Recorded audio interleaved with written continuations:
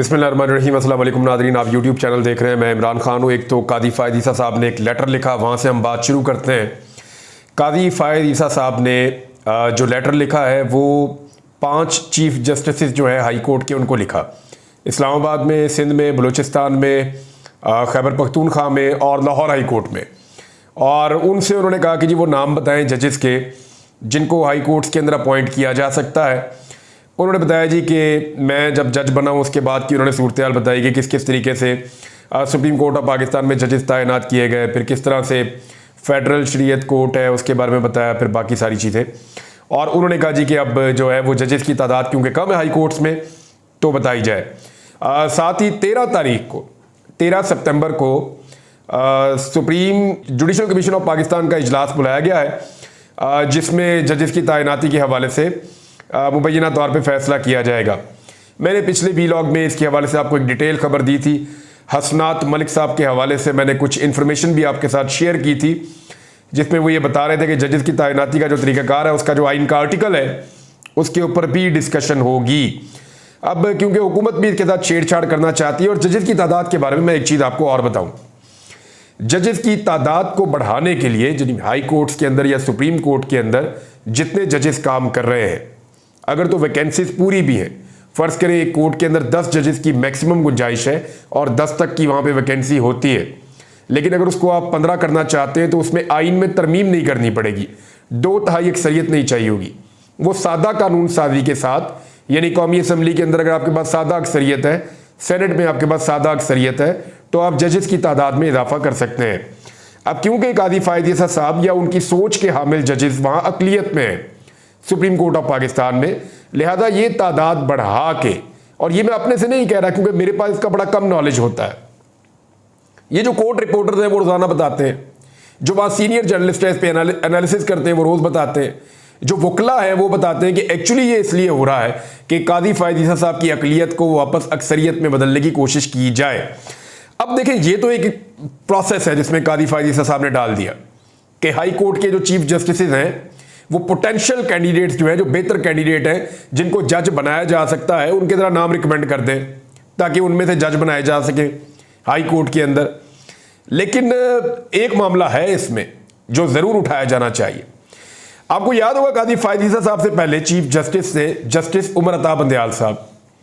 मैं उन दिनों में किसी खबर से भी वाकफ नहीं था तो मुझे इन सारी चीज़ों का नहीं पता था। ये मैंने अभी किसी का ट्वीट पढ़ा तो मुझे जहन में आया कि इसके ऊपर रिसर्च की जाए। तो जब मैंने रिसर्च की तो मेरे सामने बहुत सारे अखबारात खुल गए। इसमें जो है वो डॉन है, इसके अंदर जो है वो एक पेपर मेरे पास यहाँ पे बिजनेस रिकॉर्डर है, ट्रिब्यून है, ये तमाम जो पेपर्स हैं इन्होंने इसको रिपोर्ट किया था। जब जस्टिस उमर अता बंदयाल साहब ने अपनी रिटायरमेंट से 2 माह पहले ये इजलास बुलाया था जुडिशल कमीशन ऑफ पाकिस्तान का और उन्होंने जजों की तैनाती करने की कोशिश की थी उस वक्त, तो उस पर काजी फ़ायद ईसा साहब ने बड़े सख्त किस्म के एतराज़ात किए थे और उस वक्त पूरे पाकिस्तान में रुला पड़ गया था। कादी फ़ायद ईसा साहब ने एक लेटर भी लिख दिया था।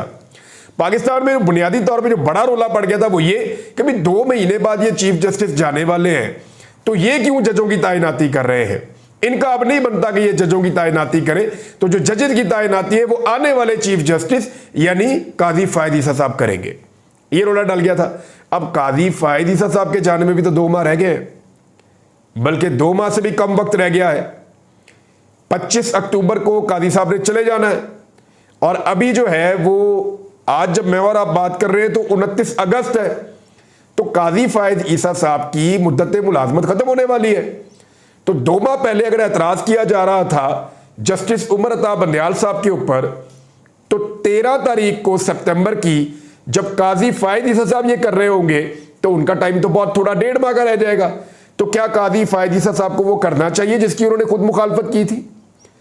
अभी एक और चीज़ भी कादी साहब ने उठाई थी, उन्होंने कहा थी छुट्टियां चल रही हैं और छुट्टियों के अंदर आपने इजलास बुला लिया।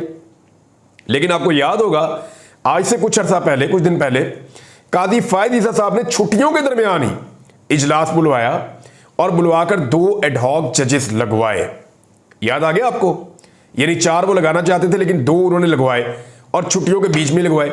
जिस चीज़ पे कादी फ़ायद ईसा साहब ने तनकीद की जस्टिस उमर अता बंदयाल साहब पे, तकरीबन वो सारी चीज़ें कादी फ़ायद ईसा साहब ने उससे ज़्यादा बुरे तरीके से की हैं। मिसाल के तौर पे वो जज साहब को कहते थे इतने अरसे से सीटें खाली हैं, केसेस बहुत ज़्यादा हैं, जजेस लगाइए, लेकिन उससे ज़्यादा अरसे तक खुद भी उन्होंने सीटें खाली रखी और जजेस को नहीं लगाया, क्योंकि वो इंतज़ार कर रहे थे कि जो सीनियर मोस्ट जजेस हैं उनमें से एक दो जज ऐसे थे, एक लाहौर हाई कोर्ट के चीफ जस्टिस थे और एक चीफ जस्टिस थे पेशावर हाई कोर्ट के, वो ये चाह रहे थे कि वो दोनों पहले रिटायर हो जाएं। वो रिटायर हो जाएं तो फिर उसके बाद जो है, क्योंकि वो कादी साहब की सोच से उनकी कोई मुताबिकत नहीं थी, तो वो रिटायर हो जाएं तो उसके बाद जो है वो नीचे से कोई जजेस लिए जाएं। तो अब वो जजेस लिए गए हैं। बहरहाल ये एक चीज़ है, मैंने आपको रिपोर्ट कर दी है, और 23 जजेस लगाने की जो वजह है वो भी मैंने आपको रिपोर्ट कर दी। नवाज शरीफ साहब का बैरून मुल्क जाना, देखिए मियाँ साहब के लिए बड़ी अजीब मुश्किल है। लोग उन्हें पाकिस्तान में इग्नोर कर रहे हैं। मियाँ साहब मरी रोड पे निकलते हैं, लोग मुंह ही नहीं लगाते, लोग खड़े होकर देख रहे हैं मियाँ साहब जा रहे हैं, वरना यही मियाँ साहब थे। मियाँ साहब गुजर नहीं सकते थे कहीं से, लोग इन्हें मसीहा समझते थे। लेकिन उस दौर में लोगों को लीडर का शायद मतलब ही नहीं पता था, लोगों ने मियाँ साहब कोई डीलर कोई लीडर समझ लिया था। तो ये हमने सूरत हाल देखी हुई है, मियाँ साहब की बड़ी मकबूलियत हमने पाकिस्तान में देखी हुई है। लेकिन अभी लोग मियाँ साहब को इग्नोर करते हैं, बिल्कुल वैसे ही जैसे बरतानिया में करते हैं। तो फिर पाकिस्तान में रहने का फ़ायदा क्या, बरतानिया ही चले जाते हैं। दूसरा, ये जो इतने इनकलाब ला रहे थे सेहत के अंदर पंजाब में, तो मियाँ साहब का इलाज तो पंजाब में नहीं हो पाएगा। मियाँ साहब को तो दोबारा यूरोप जाना पड़ेगा, बरतानिया जाना पड़ेगा। तो बरतानिया में इलाज करवा लें, लेकिन मेरी दुआ है कि अल्लाह ताला मियाँ साहब को सेहत अता फरमाए। किसी की बीमारी का मजाक कभी नहीं उड़ाना चाहिए, कभी किसी की बीमारी का मजाक नहीं उड़ाना चाहिए। लेकिन मामला यह है कि मियाँ साहब जब पिछली मरतबा गए तो मियाँ साहब ने 4 साल तक कौन सा इलाज करवाया, कोई डिटेल ऐसी नहीं है। मियाँ साहब एक डील के तहत गए थे और डील के तहत वापस आ गए, और अब फिर मियाँ साहब एक डील की तलाश में बाहर जा रहे हैं, क्योंकि बाहर जाने के लिए भी मियाँ साहब को कुछ तकोदो करनी पड़ेगी। मेरी इत्तला के मुताबिक अभी तक तो उनको वैसी इजाज़त नहीं है जैसी वो चाह रहे हैं। एक और चीज़ जो है कि इमरान खान साहब ने वैसे भी पाकिस्तान से बाहर जाना लीडर्स के लिए बड़ा मुश्किल कर दिया। माजी में ना ये बड़ा आसान हुआ करता था कि जो लीडर उठा वो पाकिस्तान से बाहर चला गया, स्टेटस सिंबल हुआ करता था कि जनाब फलां सियासतदान है, उनका इलाज चल रहा है अमेरिका में, उनका इलाज चल रहा है यूरोप में, उनका इलाज चल रहा है इटली में, महंगी महंगी बीमारियां तो महंगे महंगे इलाज, कि जनाब इनके इतनी ये कौम की टेंशन लेते हैं, इतना ज़्यादा ये कौम के लिए काम करते हैं कि बेचारे बीमार हो जाते हैं तो पाकिस्तानी डॉक्टरों के पास इनका इलाज भी नहीं होता। ये बेचारे बाहर जाके इलाज करवाते हैं, वापस आके फिर कौम की खिदमत करते हैं। वो पहले ये बड़ी ऑनर की बात समझी जाती थी कि लीडर्स पाकिस्तान से बाहर चले गए हैं। लेकिन इमरान खान साहब ने जो कर छोड़ा है, यानी वो एक आदमी उठा, अजीब दरवेश आदमी है, उसने उठ के नारा लगाया ऊंची आवाज में कि मेरा जीना मरना पाकिस्तान में है, मैं इस मुल्क को छोड़कर नहीं जा रहा, मेरी कोई प्रॉपर्टी भी पाकिस्तान से बाहर नहीं है। तो जब इमरान खान ने यह कहा तो लोगों को समझ आई भी लीडर ऐसा भी होता है। वो लिफ्ट से गिरा, उसकी गर्दन के ऊपर बहुत जबरदस्त चोट लगी, शदीद जख्मी हो गया। बहुत लोगों ने कहा बाहर जाके इलाज करवाए, नहीं गया। उसको गोलियां लगी, लोगों ने कहा बाहर जाके इलाज करवाए, नहीं गया। वो पाकिस्तान से बाहर जाने के लिए तैयार ही नहीं था, वो पाकिस्तान के अंदर ही रहना चाहता है और पाकिस्तान के अंदर सियासत करना चाहता है। तो मियाँ साहब जैसे जो सियासतदान हैं उनके लिए बड़ा मुश्किल हो जाता है, क्योंकि वो पब्लिक में एक हीरो की तरह रहना चाहते हैं।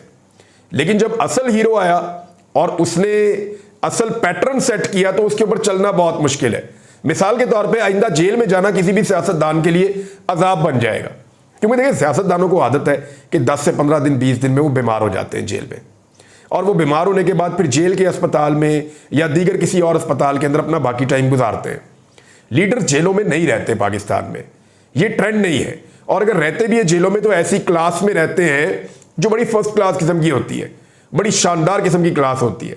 लेकिन इमरान खान साहब ने जो स्टैंडर्ड सेट कर दिया एक सेल के अंदर रह के, और जिस किस्म की सख्ती वो आजकल के दिनों में तन्हाई और सख्ती बर्दाश्त कर रहे हैं, ये एक ऐसी चीज हो गई है कि आइंदा लीडर जेल में जाना ही नहीं चाहेंगे, क्योंकि जेल में जाएंगे तो बीमार होना पड़ता है, बीमार होंगे तो लोग गालियां देंगे, लोग कहेंगे भी वो इमरान खान 70 साल से ज्यादा उम्र का, वो 1 साल से ज्यादा जेल के अंदर पड़ा हुआ है और उसने एक दफा शिकवा नहीं किया, ना वो एक दफा बीमार हुआ, ना उसने एक दफा रोना धोना किया, ना उसने कोई और बहाना लगाया, ना वो पाकिस्तान से बाहर जाना चाहता है, ना वो डील करता है। तो जेल में जाना भी सियासतदानों के लिए बड़ा मुश्किल कर दिया है। एक और खबर है नाज़रीन, खबर तो अफसोसनाक है लेकिन मुझे आपके साथ शेयर करनी पड़ेगी। खबर है जी पंजाब पुलिस के हवाले से। पंजाब पुलिस ने एक बड़ा अजीबोगरीब काम किया और बड़ा मायूस किया। कच्चे के अंदर आपको पता है कि एक ऑपरेशन अब करना पड़ेगा, क्योंकि वहां पे हमारे 12 पुलिस एहलकारों को शहीद कर दिया गया कच्चे के डाकुओं की जानिब से। उन्होंने आजकल अपने यूट्यूब चैनल भी बनाए हुए हैं, वो वहां से जनाब वो कह रहे हैं हमें सब्सक्राइब करें और वो वीडियोस बना बना के डाल रहे हैं कच्चे के डाकुओं के जो वहां पे साथी हैं उनके। अच्छा, अब इसमें यह है कि राजनपुर के कच्चे के इलाके में डाकुओं के खिलाफ ऑपरेशन से पुलिस ने इनकार कर दिया और रास्ते में उतर गए। ये पुलिस वालों को लेकर गाड़ियां जा रही थी जनूबी पंजाब में कि जनाब कच्चे में जाके ऑपरेशन करना है। 25 पुलिस वाले तकरीबन उतर गए। उन्होंने कहा जी हम नहीं जाते, हम अपने नुकसान के जिम्मेदार खुद होंगे, नौकरी जाती है तो जाए, हम जान से मरना नहीं चाहते, हमें अब वहां ना ले जाए मौत के मुंह के अंदर। और वो तैयारी नहीं है, वो सारी चीजें नहीं, अब किधर में लेकर जा रहे। बहरहाल पुलिस वाले उतर गए और उन्होंने कहा जी ऑपरेशन में हिस्सा नहीं लेंगे। तो फिर पुलिस वाले दूसरे भेजे गए, पीछे से ताज़ा कुमक उनको मनाया गया, मना के भेजा गया।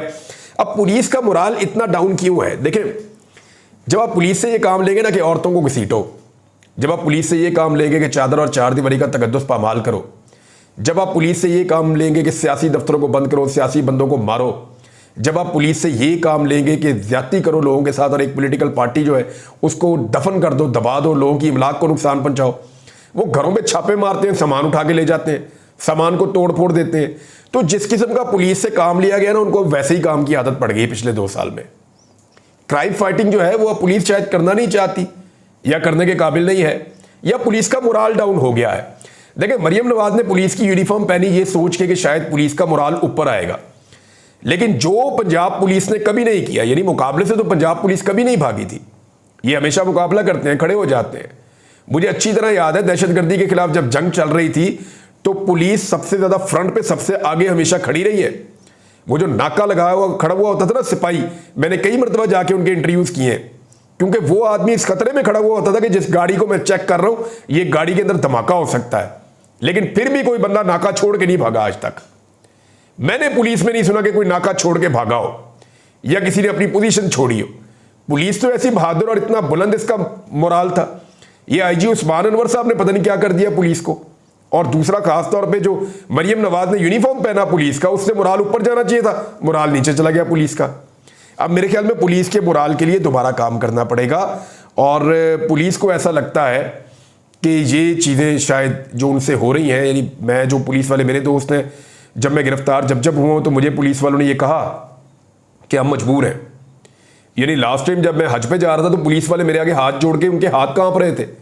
एक पुलिस वाले ने मेरे घुटनों से पकड़ा, वो मेरे पाँव को हाथ लगाना चाह रहा था, मैंने उसके हाथ पकड़ लिया। मैंने कहा क्यों करते हो गुनाहगार? तो उसने कहा जी हमको कसूरवार नहीं है भाईजान, हम ये कभी नहीं करना चाहते। उनकी आंखों में आंसू थे पुलिस वालों की। जबरदस्ती आपने उनसे ऐसे काम करवाए, उनका नौकरी से दिल ही उठा हुआ बेचारों का, मजबूरन अपने पेट के लिए नौकरी कर रहे हैं। ये पुलिस के साथ इन्होंने किया। जब आप एक फोर्स को अपने सियासी और जाती मकासद के लिए इस्तेमाल करते हैं ना, तो उसका मोराल डाउन होता है। ये लिखी पड़ी बात है और यही यहां पे पुलिस के साथ हुआ है। पाकिस्तान तहरीक इंसाफ ने, अभी आपको नजर आ जाएगी पुलिस की एक्टिविटी, यानी कोई शख्स कह रहा था, बल्कि असम्बली के अंदर से मुझे आवाज आई, वहां ये कहा गया कि जनाब आप कच्चे के अंदर पाकिस्तान तहरीक इंसाफ के दफातर खुलवा दें जगह जगह पे। फिर देखें पुलिस कैसे छलांगे मारती हुई जाती है वहां पे, या पीटीआई का वहां जलसा रखवा दें।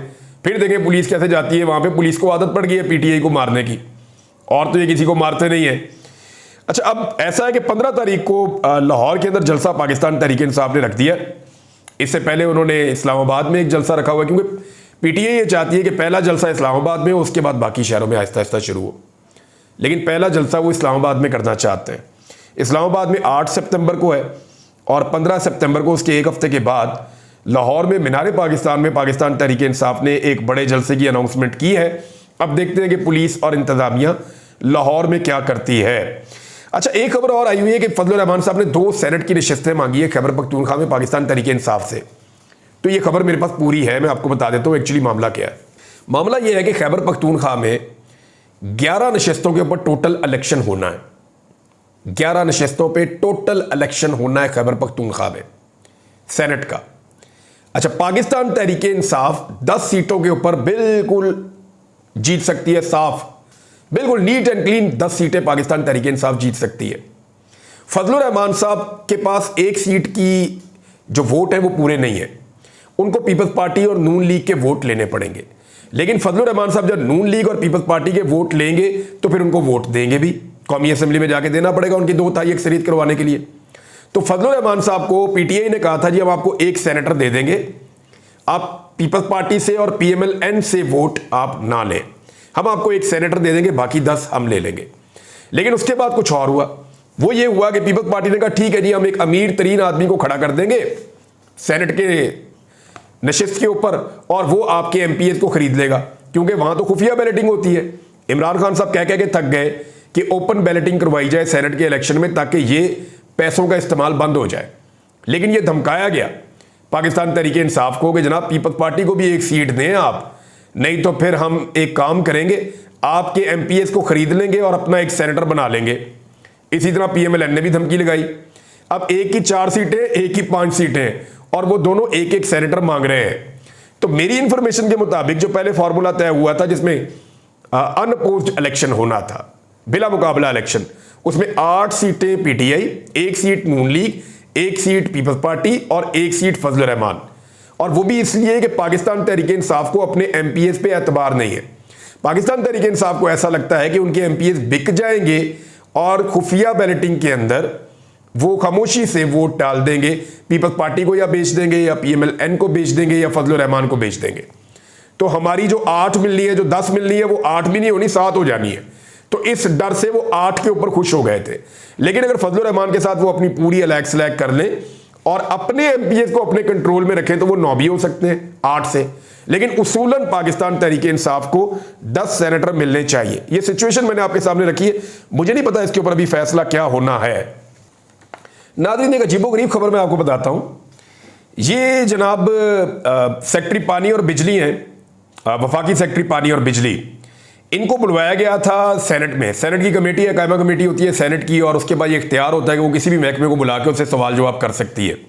मैंने इसकी मीटिंग्स अटेंड की हुई हैं, तो मैं जानता हूं कि ये बड़े तगड़े लोग होते हैं। पाकिस्तान का अपर हाउस है, पाकिस्तान का ऐवान बाला है, और वहां पे जो सेनेटर्स बैठते हैं उनके पास ये इख्तियार है कि वो किसी भी सेक्रेटरी को बुलाएं और उससे कुछ रिकॉर्ड मांगे तो वो देने का पाबंद होता है।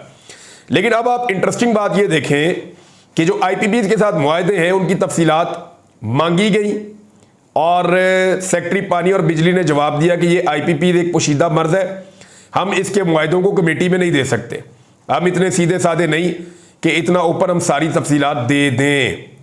अच्छा, उनसे पूछा गया कि आप क्यों नहीं दे सकते वो मुआहदे हमें, यानी टैक्स दिए लोगों ने, और टैक्स जिन लोगों ने दिया, जिनका पैसा जा रहा है, उनका ये हक है ये जानने का, उनका खून निचोड़ा जा रहा है, आप हमें बताएं। यानी ये तो वही बात होगी कि चोरी और ऊपर से सीनादोरी। आप हमें क्यों नहीं ऑडिट करने दे रहे, इसका आप हमारे सामने रखें इस चीज को। आईपीपीज को बंद करें, वो बहुत पैसा कमा चुके हैं, ज्यादातर आईपी मालिकान मकामी है। लाहौर का सबसे बड़ा इन्वेस्टर एक पुलिस अफसर है, ये बातें वहां पे कही गई। लेकिन सेक्रेटरी ने रिकॉर्ड देने से इनकार कर दिया, साफ इनकार किया, नहीं देता हूं। आप अंदाजा करें कि यह माफिया कितना तगड़ा है, ये कितने ताकतवर लोग हैं कि सेक्रेटरी को इस बात का खौफ ही नहीं है कि उसका ओहदा चला जाएगा, उसको इस बात का खौफ ही नहीं है कि उसके खिलाफ कोई कार्रवाई हो जाएगी। उन्होंने कहा नहीं देता रिकॉर्ड, जाओ जो करना है कर लो। ये हालत है पाकिस्तान के ऐवान बाला की, और इतनी ताकत है आईपीपीज की। तो पाकिस्तान में डैम्स कैसे बनेंगे, पाकिस्तान में सस्ती बिजली कैसे बनेगी, पाकिस्तान में वो इंडस्ट्री कैसे लगेगी, पाकिस्तान के अंदर ऐसे सोर्सेज से बिजली कैसे बनेगी जो सस्ती हो और आवाम को उससे सहूलत मिले।